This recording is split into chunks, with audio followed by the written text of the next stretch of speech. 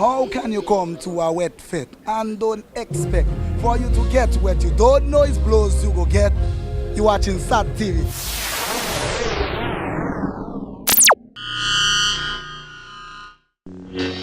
Bring out the reading, SAT Telecoms.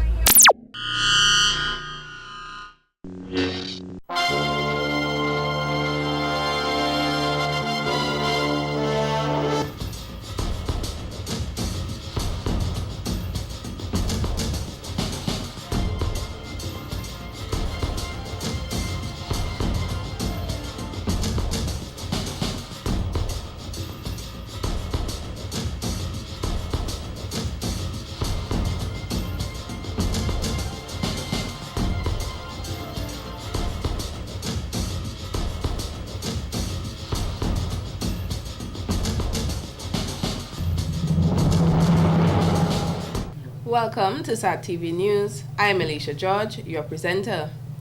In our top stories, no mechanism in place to effectively manage voters' ID lists, says Electoral Office. Tobago Primary School principal on sexual offense charges. Central African Republic, ethnic cleansing of Muslims. Details of these will follow.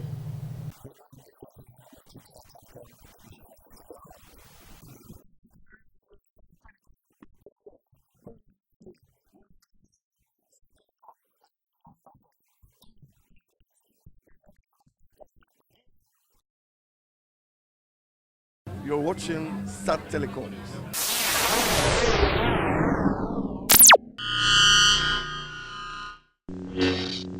Welcome back. The nature isle of the Caribbean, Dominica, was promoted to the highest level in the United States when the Discover Dominica Authority, DDA, recently participated in a diaspora engagement event as well as the Boston Globe Travel Show in Boston on February 7th through to 9th, 2014. These initiatives, which form part of the destination's marketing plan, fostered greater collaboration with the Dominican community residing in Boston, as well as increased awareness of the destination, largely known as a haven for nature, culture, and adventure. With the Diaspora Engagement event, Discover Dominica Authority, along with approximately 25 members of the Dominican diaspora in Boston, members from the Dominica Boston Cultural Performers, Dominica Independence Association, and Dominica Heritage Society were able to meet to discuss opportunities for their members and the authority to partner on future activities and initiatives.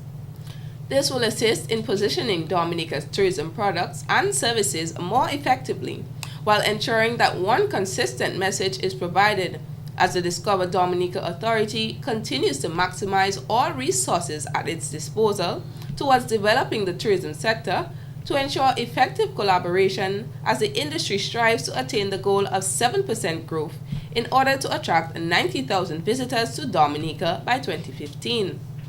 The authority's head of marketing, Mrs. Nikima Rui John Baptist, urged the group to become ambassadors for Dominica, as nobody knows the Dominican story better than Dominicans.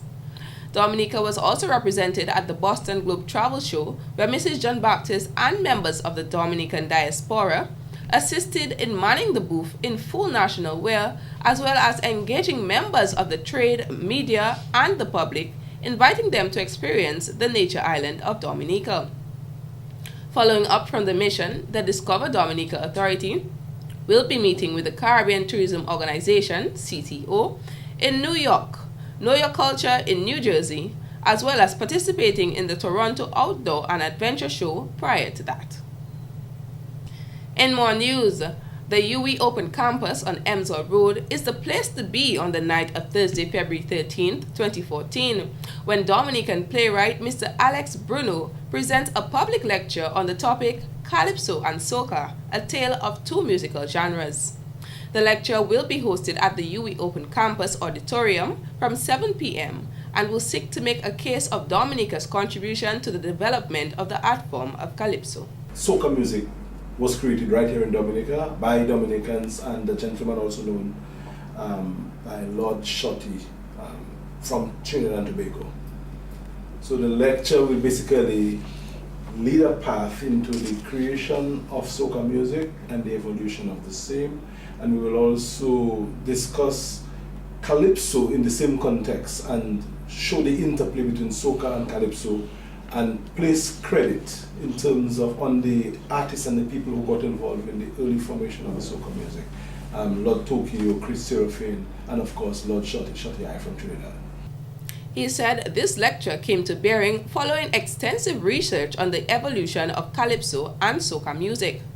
It will give an account of the history of calypso and soca in Dominica and how the blend of soca music relates to the works of Dominican musical pioneers. Yes, Lord Shotty from Trinidad, upon one of his visits in the 1970s, met with some very accomplished and well-placed Dominican musicians. Lord Shotty had been trying to come up with a new genre, a new rhythm from calypso, which he felt had lost its sting. It was kind of a dull and boring. And he wanted to create a fusion music that would best represent the spirit of the people at that time. So artists and musicians traveled. During that time in Dominica, there was this thriving calypso industry coming out of the soca and the fusion of the zouk and the funk and the R&B and so on. So Cadas has been established or had been established long before the soca music. So when Shotty came to Dominica on one of his visits, there was an interesting collaboration which took place between Lord Shotty, Tokyo, who did the Creole part to the music and especially to the chorus, and Chris Serafin, who has been a lyricist who wrote many of the calypso songs and the calypso songs for Bengi and the likes. So it's a really interesting collaboration that took place in Dominica. And at the lecture tomorrow, we will get into more detail. But yes, we are saying that calypso, soca music started in Dominica. Soca music that we know started in Dominica. And it was a collaboration between Lord Shotty, Chris Serafin, and Lord Tokyo. According to Mr. Bruno, Trinidad has transformed soca music into what it is today, with a lot of marketing, promoting, claiming, and developing. However, if you trace back the history of soca music, it is clear to see that it was created in Dominica. If you listen to the first soca song, Udi Mwe Upiti Shotty, that's a calypso song. It is with all the components of calypso. And when you look at Gordon Henderson's take on calypso, how it was formed, vis-a-vis how the Trinidadian steady soca was formed, this chalk and cheese is night and day. The Trinidadians say that soca music is a hybrid music between chutney and calypso. It doesn't make sense. It just doesn't match up. When you listen to Upiti and you listen to what Gordon says about the invention of calypso, and it all comes together very nicely, and we're going to make a very compelling case at the lecture on Thursday evening. I invite everyone to come out, fill up the UE Center, because it's going to be a really interesting, practical, and telling piece of commentary, if I should say so myself. Mr. Bruno will also revisit the struggles and the meaning of the art form of calypso and place focus on the courageous Dominican women and their role in defining calypso and soca. I believe that when people make effort to look at situations and discuss them in the proper context, it is good that we participate. One, to understand and to learn and to observe, and two, to critique the information that you get. So if for nothing else, come at least to hear what has been presented, to critique it. But come with an open mind, knowing that the work that we are presenting took a number of years of research and hard, painstaking work to get together. I do not see any reason why somebody who is interested in soca and calypso, or a Dominican generally, would not come to the UE Center on Thursday night from 7, at least to listen to a free lecture and to participate in questions and answers. It is a forum that has been provided by the University of the West Indies for people to really get engaged and discuss soca and calypso at a carnival time in Dominica. The lecture is free of charge and the public is being urged to attend in large numbers. In other news, the Board of Directors of the Dominica Hotel and Tourism Association, DHTA, has confirmed the resignation of President Mr. Jonathan Vidal and Board Secretary Ms. Gwyneth Whitford, effective 6 February 2014. At a board meeting held on Monday 10 February 2014, it was agreed upon by the Board of Directors, in accordance with the bylaws of the DHTA, that Vice President Renee Whitchurch Aird Douglas will serve as acting president. Ms. Daryl Aaron will serve as acting secretary until the annual general meeting, which is scheduled for 27th June 2014. Other members of the board of directors would remain as Ms. Vanessa Prevost, treasurer, directors Herb Nizad, Tanakil P. Fund, Daniel Nunez, and Ms. Yvonne Amor.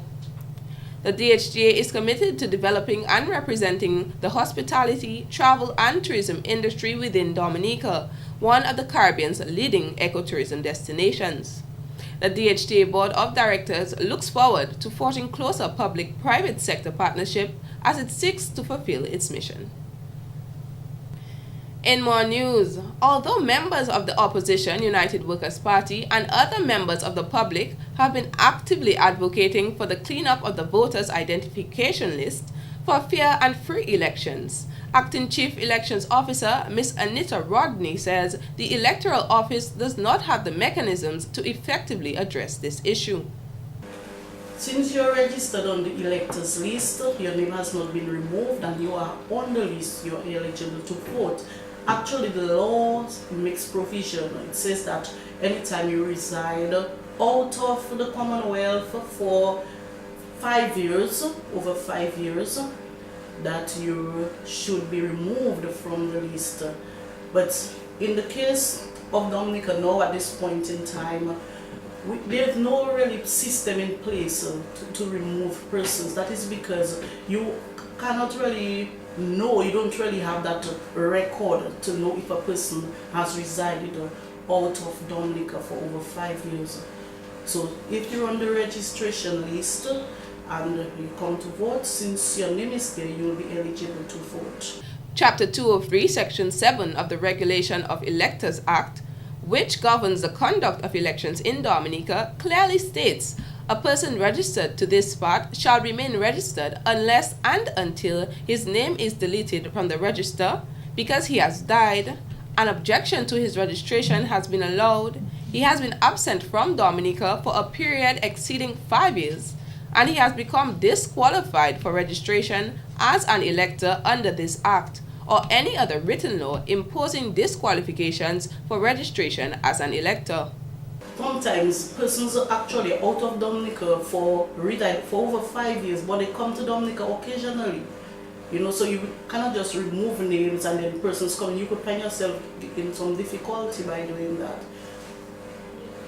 So once the person could be living out of Dominica for 10 years, but they can make, let's say, a 3-day visit in any time frame within that. Within 5 years, if they have been visiting Dominica occasionally, they will still be entitled to vote. Okay, so the only flaw in the system is adequately removing persons who have not been in Dominica consistently for 5 years. Right.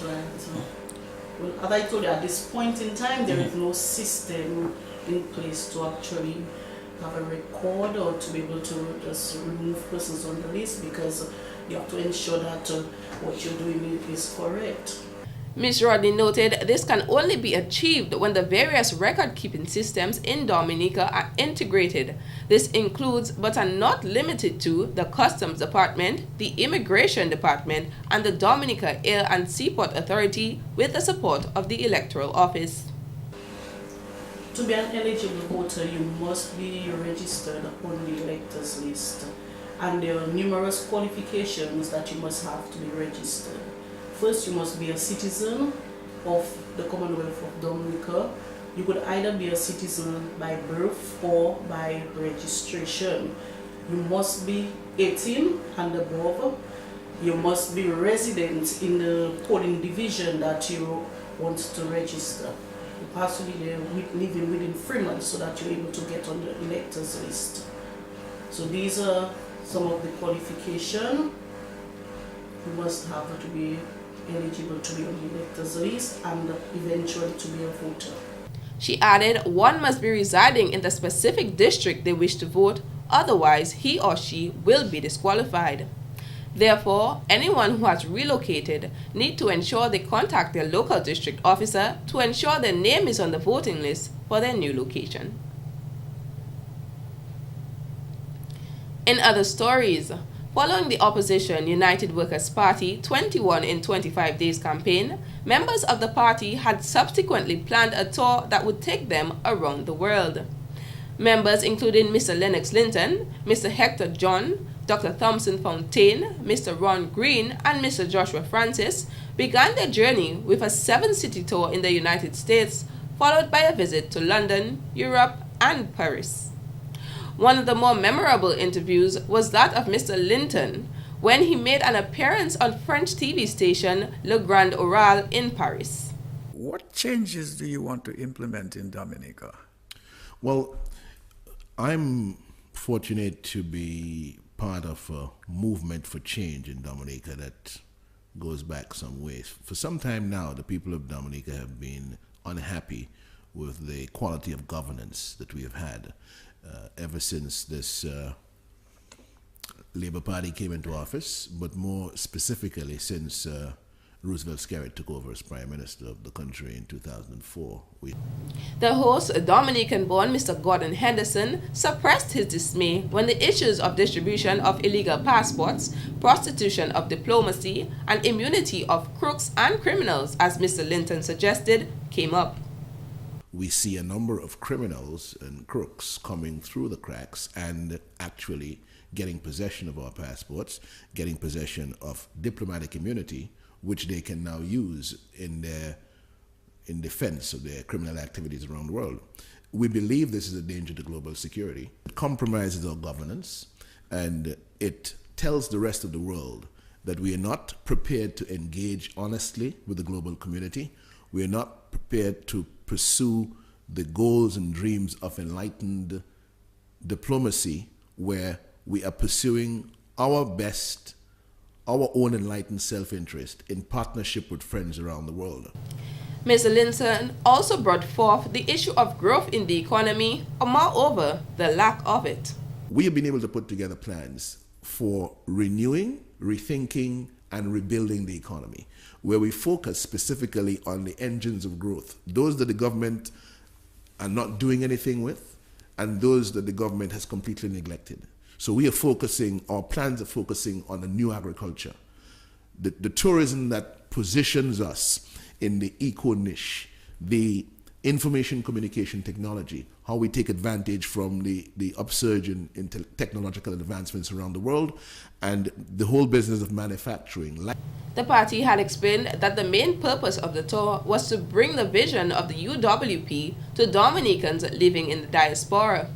It has been reported that the next tour will target the northern part of the Caribbean. In related news, Mr. Lennox Linton, party leader for the opposition United Workers' Party, UWP, has announced that he, along with Dr. Thompson Fontaine, are willing to debate the Prime Minister, Honorable Roosevelt Skerrit, as soon as the last Wednesday in February.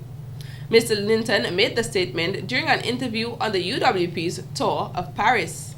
We're ready to do the economic debate at the end of February, last Wednesday in February. We're ready to do the foreign policy debate last Wednesday in March. And we're ready to do the governance debate last Wednesday in April.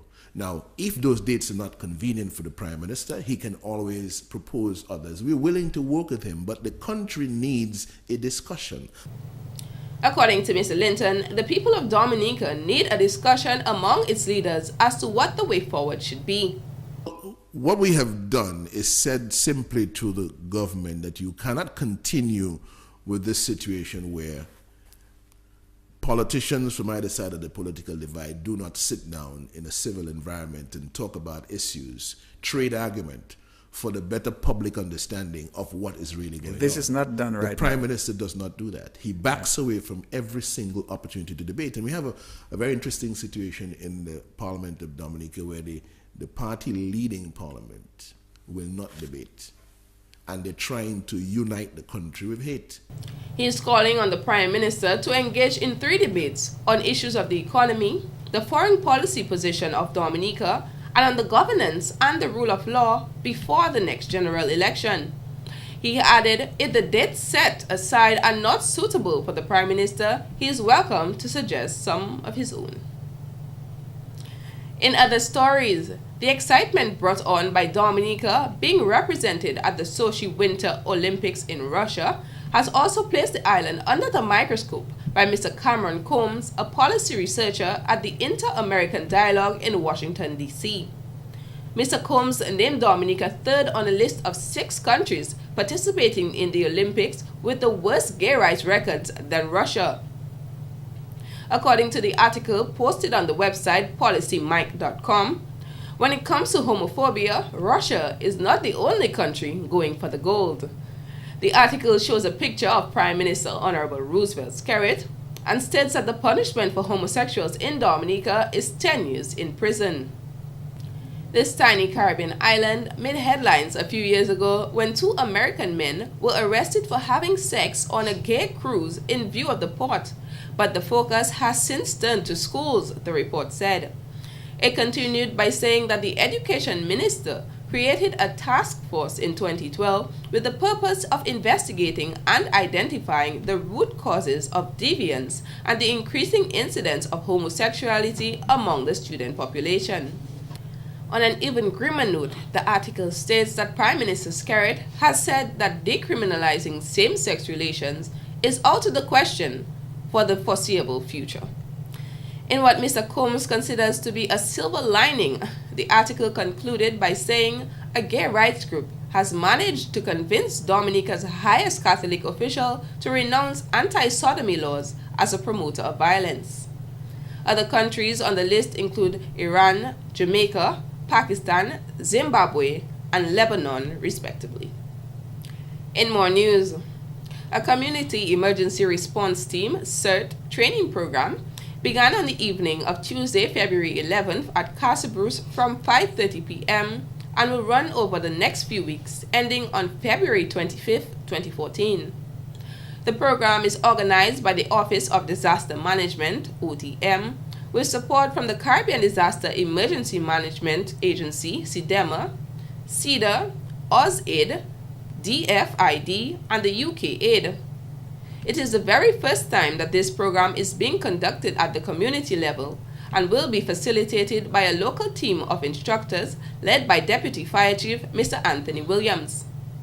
30 participants from Casa Bruce to Petit Soufriere will receive 50 hours of training covering diverse subject areas to include search and rescue, basic firefighting, disaster medical operations, personal safety equipment and contents of the first aid kit, disaster management and disaster response operation, incident command systems, leadership and team dynamics, among other modules. This training provides an opportunity for people in communities to become more self-reliant when and if emergencies and/or disasters affect them and their communities. The CERT program enables the development of multifunctional response teams whose members can give critical support to emergency services and provide immediate assistance to victims. A similar training program will get underway at Capuchin from March 10, 2014. This has been the local segment of the news. Coming up next, regional highlights.